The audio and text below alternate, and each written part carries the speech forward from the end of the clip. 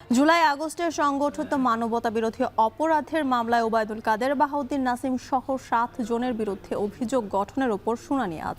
এ বিষয়ে জানাতে আন্তর্জাতিক অপরাধ ট্রাইব্যুনাল থেকে আরো জানাতে বিস্তারিত যুক্ত হচ্ছেন সহকর্মী জাহিদ হাসান। জাহিদ, শুনানি কখন শুরু হবে জানাবেন?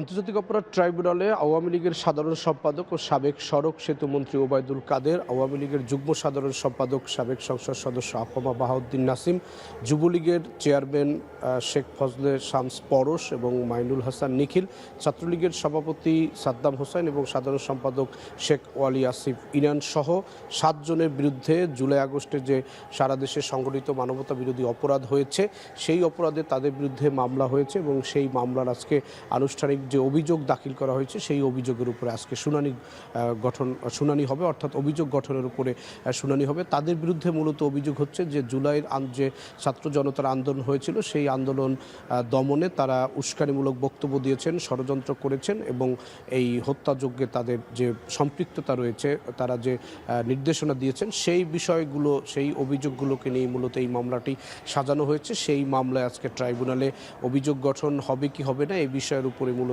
শুনানি।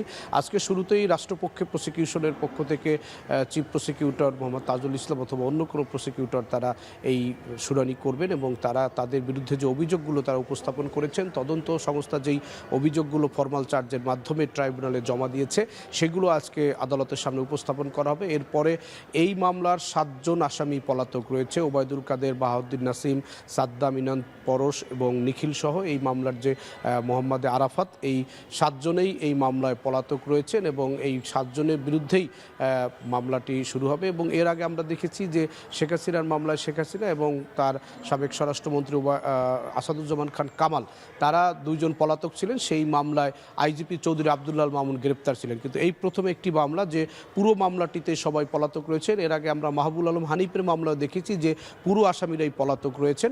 এবং আজকে আরেকটি অভিযোগ দাখিল করা হয়েছে, যেটি হচ্ছে যে শেখ তাপস এবং জাহাঙ্গীর কবির নানক সহ সেখানে 28 জনকে আসামি করা হয়েছে। সেটি মোহাম্মদপুরের যেই ঘটনা ঘটেছিল জুলাই আন্দোলনে, সেই ঘটনার বিরুদ্ধে যে তাদের যে ভূমিকা সেটি নিয়ে এই মামলাটি দায়ের করা হয়েছে। জ্যোতিকা। আন্তর্জাতিক অপরাধ ট্রাইব্যুনাল থেকে যুক্ত ছিলেন জাহিদ হাসান।